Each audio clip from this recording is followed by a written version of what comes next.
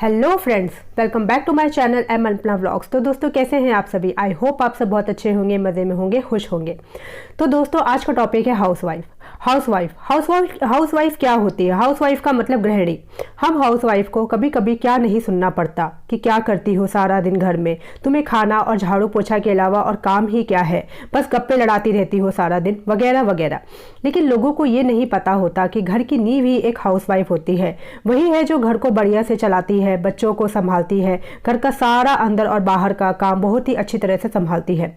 अगर हाउसवाइफ एक दिन भी बीमार पड़ जाए या किसी कारणवश उसको कहीं बाहर जाना पड़ जाए किसी जरूरी काम से, तो सारा घर, सारी दिनचर्या अस्त व्यस्त हो जाती है। इसीलिए हाउसवाइफ सिर्फ हाउसवाइफ ही नहीं होती है, वह एक घर को अपने बजट में कैसे मैनेज करना होता है बखूबी जानती है। घर के लिए, बच्चों के लिए क्या ज़रूरी है, हस्बैंड के लिए क्या ज़रूरी है, उसको अच्छी तरह पता होता है। वो एक सफल गृहिणी होती है। इसलिए हमें हर गृहिणी का आदर और सम्मान करना चाहिए। तो दोस्तों आज के ब्लॉग की शुरुआत करते हैं एक नई एनर्जी, उत्साह, जोश और पॉजिटिव थॉट के साथ। तो चलिए दोस्तों आज के ब्लॉग की शुरुआत करते हैं। तो दोस्तों ये संडे का दिन है और संडे में ये शाम का टाइम है। शाम के करीब बज रहे थे 5:15। तो मैं यहाँ आ गई थी किचन में चाय बनाने और स्नैक्स रेडी करने। तो वीकेंड के दिन ही मेरे यहाँ पे ना चाय और कुछ स्नैक्स बनते हैं। स्नैक्स में हर संडे कोई ज़रूरी नहीं मैं बनाती हूँ, कई बार मट्ठी नमकीन होती है, उससे भी काम चल जाता है। बाकी वर्किंग डेज में तो मैं कुछ भी नहीं लेती हूँ। मेरी आदत नहीं है शाम को चाय वा ज़्यादा पीने की, लेकिन वीकेंड में संडे सैटरडे को बनता ही, क्योंकि उस दिन हस्बैंड होते हैं ना, तो उनको चाहिए ही होता है कुछ ना कुछ स्नैक्स। तो यहाँ पे मेरे पास सगा प्याज पड़ा हुआ था, मतलब मैं लेके आई थी मंडी से। तो इसको ना मैंने बेसन के साथ इसके पकोड़े छान दिए थे और यहाँ पे चाय भी रेडी हो गई थी हमारी। और मैंने केशव के चाचू को भी बुलाया था, मैंने कहा आप भी ना के नाश्ता कर लो। तो ये प्याज जो ना बेसन में मैंने बनाए थे, लेकिन बेसन से ज़्यादा टेस्टी ना ये लाल वाली जो मलका की दाल होती है ना, उससे बहुत टेस्टी लगती है। लेकिन मैंने दाल फुलाई नहीं थी, इसलिए मैंने उसमें नहीं बनाया और जल्दी जल्दी इंस्टेंट मैंने बेसन में ही इन पकौड़ों को छान लिया। तो इस तरीके से यहाँ हमारी शाम की चाय की भी तैयारी हो गई थी और मैंने सबको यहाँ पे नाश्ता दे दिया था। और मैंने तो नहीं खाया था क्योंकि मेरा ना मतलब पेट में गैस बन रहा था बहुत ज़्यादा। दिन में क्या हुआ ना, मैं खा करके एकदम से सो गई, तो थोड़ा सा पेट में ना वो, तो मैंने ना ये पकौड़े खाए थे और रात में मैंने खाना भी नहीं खाया था। और यहाँ पे क्या था ना, मेरी एक स्टूडेंट आ गई थी, उसका ना एक्चुअली अगले दिन एग्ज़ाम था, तो उसको भी प्रिपरेशन करवानी थी, रिविज़न करवाना था और कुछ चीज़ें थी जो लर्न करवानी थी। तो उसके साथ मुझे पूरा मतलब 3 घंटा लग गया था। वो लगभग 8:15 बजे गई थी। तो वहाँ पे मैं उसको पढ़ा भी रही थी और ये ना मेरी मॉर्निंग के लिए ना मैं घिया काट के रख रही थी। क्या होता है ना कि नाइट में ही हम इन सब चीज़ों को रख लेते हैं ना करके, तो हमारे लिए मॉर्निंग बहुत इजी हो जाता है। कुछ भी चीज़ें इजीली हाथ में आपको मिल जाती हैं, सारी चीज़ें, और जल्दी जल्दी सारे काम खत्म हो जाते हैं बच्चों के जाने तक। एटलीस्ट इतना काम तो हो जाए कि जब तक बच्चे जा रहे हैं उनका लंच बन जाए, उनका नाश्ता बन जाए, चाय बन जाए। और सबसे बड़ी बात, मेरे को जमुना के लिए मिलेट सुबह सुबह ही बनाना होता है, एक वो भी काम होता है। तो ये सब चीज़ें हो जाती हैं, तो इसलिए मैं रात को ही ये सब, और अभी विंटर्स का टाइम है तो वैसे ही हाथ में थोड़े से स्लो चलते हैं, तो और ज़रूरी होता है कि रात में ही ये सब काम करके रख दो।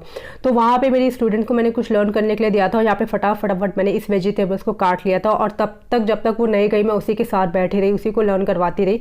तो उसको लर्न करने में थोड़ा टाइम लगता है, तो मुझे उसके साथ बैठना पड़ता है, उसका ध्यान थोड़ा भटकता है, तो मैं उसी के साथ बैठी थी और उसी को लर्न करवा रही थी। और वो 8:15 बजे गई, तो उसके बाद मुझे समझ ही नहीं आ रहा था कि मैं क्या सब्जी बनाऊँ। रात के 8:15 साढ़े 8 बज रहे हैं। तो फिर मैंने इसके चाचू से, एक्चुअली ना तो मेरे हस्बैंड ने खाया था और ना ही मैंने खाया था रात में खाना। और जमुना तो अपना पहले ही खा चुकी थी, जैसा आपको पता है वो मिलेट खाती है और जो उसके लिए वेजिटेबल्स बनाती हूँ मैं नॉर्मल, वो खा लेती है। और यहाँ पे ये खाना ना सिर्फ केशव और उसके चाचू के लिए बन रहा था। तो उनसे मैंने पूछा कि आप क्या खाओगे, तो उन्होंने कहा मैं नॉर्मल पराठा अचार बना दो, हम वही खा लेंगे।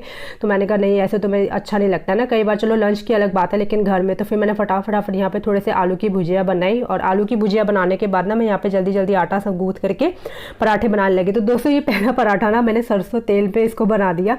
एक्चुअली क्या ना, उस वक्त समय मेरे दिमाग में कुछ उथल पुथल सी चल रही थी, तो इस चलते ना मुझे पता ही नहीं चला कि मैंने सरसों तेल कटोरी में ले लिया है। जब मैंने उसको पराठे पे डाला तो मैंने देखा ये इतना येलो येलो क्यों है, तब मैंने देखा ये तो मस्टर्ड ऑयल है।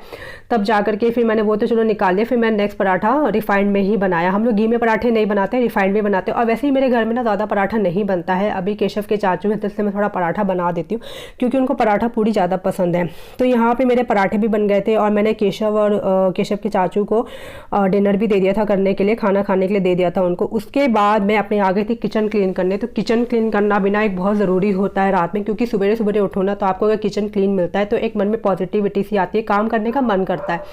तो मैं रात में हमेशा किचन क्लीन करके ही सोती हूँ। भले मैं बर्तन कभी कभार नहीं भी धोऊं, लेकिन किचन में ज़रूर क्लीन करके सोती हूँ, क्योंकि क्या है कि ये करने से आपको सुबह ना मेसी किचन नहीं लगता है।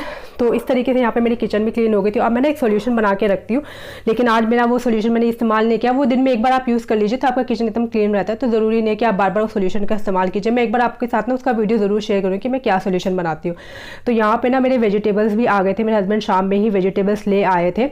वेजिटेबल्स नहीं, फ्रूट्स थे, सॉरी। तो यहाँ पे मैंने उनको निकाल के रख दिया। और उसके बाद ना बर्तन बहुत सारे थे, दिन से लेकर के रात तक के बर्तन थे, क्योंकि वो बच्चे ट्यूशन पढ़ने आ गए थे, मेरे स्टूडेंट। तो मैं बर्तन नहीं धो पाई थी। तो मैंने सारे बर्तन ना पहले मैंने सबकी जूठन निकाल दी अच्छे से स्क्रब से निकाल के, क्योंकि इससे क्या होता है ना कि थोड़ा सा बर्तन क्लीन भी हो जाता है, चिकनाई भी निकल जाती है हल्की हल्की।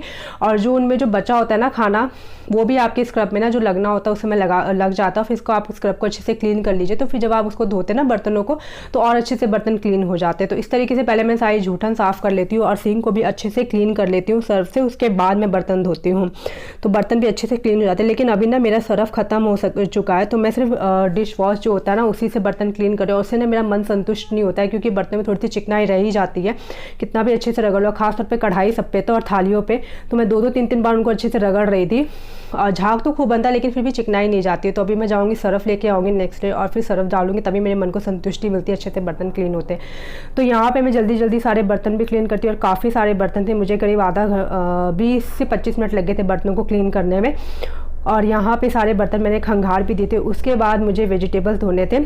तो दोस्तों एक बात मैं और आपसे कहना चाहूँगी कि हम औरतों को ना कई बार अपने मन मुताबिक ना हेल्प नहीं मिल पाती है, कई बार हमें अपनी चीज़ें खुद ही करनी पड़ती हैं। तो मैं अपने आप को ना मतलब मैं ये कहना चाहती हूँ कि आप जो भी है ना, किसी पे इतनी ज़्यादा डिपेंडेंसी मत रखिए। आप अपना काम भी सीखिए, क्योंकि अगर चीज़ें आपकी है तो करनी भी आप ही को है। कभी कभार कोई हेल्प कर, तो मैं ये कहना चाहती हूँ कि आप अपना काम खुद कीजिए, और जितना हो सके जो चीज़ आपको नहीं आती तो आप उसे सीखने की कोशिश कीजिए, क्योंकि अपना ही सीखा हुआ काम आता है। किसी के भरोसे आप अपना काम नहीं छोड़ सकते हैं आज की डेट में। तो दोस्तों यहाँ पे फिर मेरे पूजा के बर्तन थे, उनको भी मैं क्लीन करी थी। तो इनको ना मैं क्लीन करके ही सोती हूँ, क्योंकि सवेरे क्या है ना, जमुना को पूजा करना होता है और वो पूजा अपना करती है ना मॉर्निंग में, तो उतना मतलब मुझे टेंशन नहीं होता है, चीज़ें बर्तन क्लीन रहते तो ईजिली पूजा कर लेती है। तो यहाँ पे इन बर्तनों को भी मैंने, पूजा के बर्तनों को भी क्लीन कर लिया था। और जमुना का मिलेट भी मैंने सोख होने के लिए रखना था, तो मिलेट भी मैंने सोख होने के लिए रख दिया था। और उसके बाद क्या है ना कि जमुना के जैसे नट सीड्स डालने होते हैं सोख होने के लिए, तो वो भी मैंने डाल दिए थे, नट सीड्स भी। और यहाँ पे देखिए जैसे कि मैंने आपको दिखाया था फ्रूट्स आ गए थे, तो फ्रूट्स भी मिले धोना बहुत ज़रूरी था। तो यहाँ पे मैंने इन फ्रूट्स को भी अच्छे से क्लीन कर दिया था। और मतलब ये नाइट के ना ये सारी चीज़ें मैं क्लीन करके रख के सोई थी, क्योंकि ये सब चीज़ें हो जाती हैं तो इतना टेंशन नहीं रहता है। तो यहाँ पे देखिए मेरा सोक भी मैंने ये जो मिलेट है उसको भी मैं सोक कर रही थी। और इस तरीके से मैं इसको छन्नी में गाड़ करके रखती हूँ, क्योंकि ना फिर गिर जाते हैं ना तो फिर वेस्ट होता है। तो इस तरीके से छन्नी में आप इसका पानी गाड़ लीजिए और रख दीजिए। और देखिए नट सीड्स भी सोक हो गए थे। तो इस तरीके से मेरा किचन की क्लीनिंग सारा काम हो गया था। किचन मैंने क्लीन कर दिया, वेजिटेबल्स धो दिए थे, बच्चों की बॉटल धो के रख दी थी, बच्चों की मैंने यूनिफॉर्म से लगाई थी। और हाँ, ये गैस ऑफ नहीं हुआ था, और ये तो ऑफ करना बहुत ज़रूरी होता है, क्योंकि अगर ये ऑफ ना हो तो रात में बहुत डर रहता है। तो मैं सारा किचन का सब काम कंप्लीट करके यहाँ पे बच्चों की मैंने यूनिफॉर्म भी अरेंज कर दी थी, बच्चों ने अपने बैग भी अरेंज कर लिए थे। और यहाँ पे भी आधे वेजिटेबल्स फ्रूट्स रखे हुए थे धो करके, क्योंकि किचन में इतना स्पेस नहीं था तो मैंने वहाँ रख दिया था। तो यहाँ पे मेरे नाइट के सारे वर्क खत्म हो चुके थे, अगली मॉर्निंग की तैयारी हो चुकी थी। तो फ्रेंड्स आज के ब्लॉग का मैं यहीं पर ही एंड करती हूँ। अगर आपको मेरा ब्लॉग अच्छा लगा हो तो लाइक कमेंट शेयर करना ना भूले, और अगर आप मेरे चैनल पे नए हैं तो मेरे चैनल को सब्सक्राइब करना ना भूले। तो मिलते हैं एक और नए इंटरेस्टिंग वीडियो के साथ, तब तक के लिए बाय बाय।